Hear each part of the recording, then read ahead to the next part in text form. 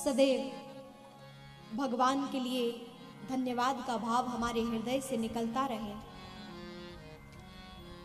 हम कितने भी जीवन में अपराध करें, कल भी हमने कथा में श्रवण किया कि संसार वो है जो हमारी 99 अच्छाइयों को भूल जाता है और आपके 100वें दोष को अर्थात उस एक दोष को, कमी को पकड़ लेता है, आपको दृश्यमान करता है। लेकिन ईश्वर वो है, परमात्मा वो है जो आपके 99 अवगुणों को भी, आपके 99 भी दोषों को देखता नहीं और आपके एक ही गुण को देखकर भगवान आपको अपना लेते हैं।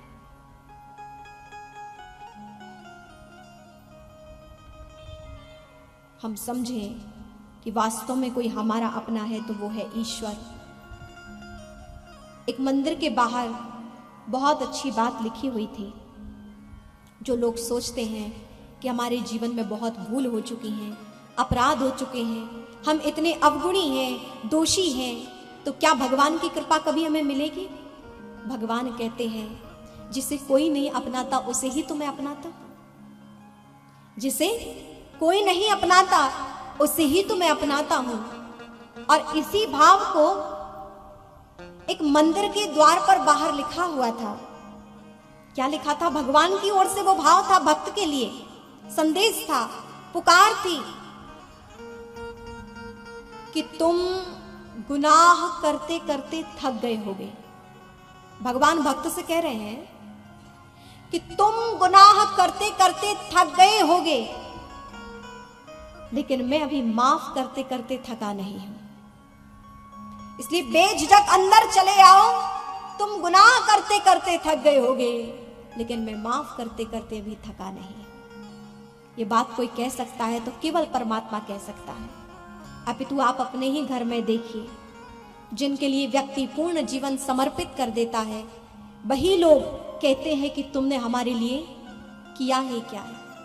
जो माता पिता अपना सब कुछ समर्पित करके, सौंप के, अरे जिस युवा अवस्था में माता पिता को अपनी विलासिता का ध्यान रखना चाहिए, अपने भोगों का ध्यान रखना चाहिए, जीवन जीना चाहिए, आनंद लेना चाहिए, मनोरंजन करना चाहिए, उस समय में माता पिता अपना सब कुछ त्याग कर अपने बालक का जीवन बनाने के लिए सब कुछ छोड़ देते हैं, त्याग देते हैं, कष्ट में रहते हैं। आप देखिए, रिक्शा चलाने वाला भी अपने बालक के लिए, बालिका के लिए जीवन लगाए पड़ा है।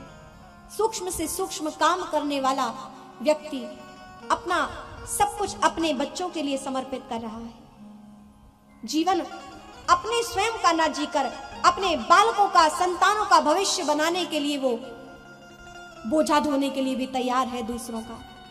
आप देखिए, आप ही दीपावली चल रही है, दीपावली आने वाली है, आपके यहां कोई पोतने सफाई करने वाला आ रहा है, वो दिवाली के एक दिन तक पूर्व भी आपके घर में कार्य कर रहा है। मानो क्यों कर रहा है?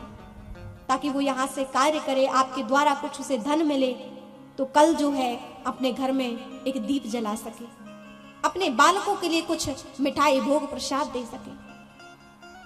बहुतों के पास बहुत कुछ नहीं है तो कुछ बहुत व्यर्थ कर रहे हैं। आप देखें कि माता पिता अपना सर्वस्व न्यौछावर कर रहे हैं, किसके लिए? अपनी संतान के लिए। और मैं आपसे निवेदन करूं कि बहुत से लोग हैं, लोगों में कमियां ही ढूंढते रहते हैं। अरे माता पिता क्या नहीं कर रहे हैं? आप बहुत से लोगों में बुराइयां ढूंढ लेते हैं। किसी के यहां विवाह में आप जाते हैं, बहुत अच्छा भोजन बना रहता है, गरीब के यहां आप विवाह में गए और आप वहां क्या कहते हैं? अरे भोजन अच्छा नहीं बना था। उसने कितनी मेहनत से आपके लिए भोजन के स्टॉल लगाए, भोजन रखा, प्रबंध किया, उसकी बालिका का विवाह है और आपने एक शब्द में क्या कह दिया? सारी उसकी मेहनत पे पानी फेर दिया। क्या कहा? भोजन अच्छा नहीं बना था। विचार कीजिए, उस पिता ने अपनी कन्या के विवाह में एक दिन पनीर की सब्जी खिलाने के लिए कि हमारी कन्या का विवाह होगा, हम इस तरह से सब सुविधाएं करेंगे। आप विचार कीजिएगा, चिंतन का ये विषय है। अपनी कन्या के विवाह में एक दिन आपको पनीर की सब्जी खिलाने के लिए उसने वर्षों नमक रोटी खाई है। उसने बरसों नमक रोटी खाई है, किस दिन के लिए? कि अपनी कन्या के विवाह में, अपने पुत्र के विवाह में वो ऐसी सुविधाएं करेगा, ऐसी व्यवस्थाएं करेगा। कहने का तात्पर्य है कि माता पिता, वो दंपति सब कुछ अपना लुटा रहा है अपनी संतानों के लिए, और वही संतान बड़ी होके क्या कहती हैं कि आपने हमारे लिए किया है क्या? ऐसी दुष्ट संतानों के लिए क्या कहा जाए, निवेदन क्या कहा जाए? उनको तो ये धर्मशास्त्र महापुरुष आदेश देते हैं कि ऐसा ये अपराध है। ऐसे अपने आप मनमाना आचरण करना ये कभी तुम्हारे भविष्य को सुंदर नहीं बना सकता, सफल नहीं बना सकता, अच्छा नहीं बना सकता। जिनसे तुम्हें सब कुछ प्राप्त है उनके लिए तुम पूछो, कहो कि तुमने हमारे लिए किया है क्या है, तो ये आपका जीवन कभी भी आपको दिव्य नहीं बनाएगा, अच्छा नहीं बना सकता है। इसलिए कमियां ढूंढना बंद कीजिए, दोषों को ढूंढना बंद कीजिए और लोगों के प्रति सद्भाव रखिए, अच्छी भावना रखिए। यही कार्य करते हैं संत।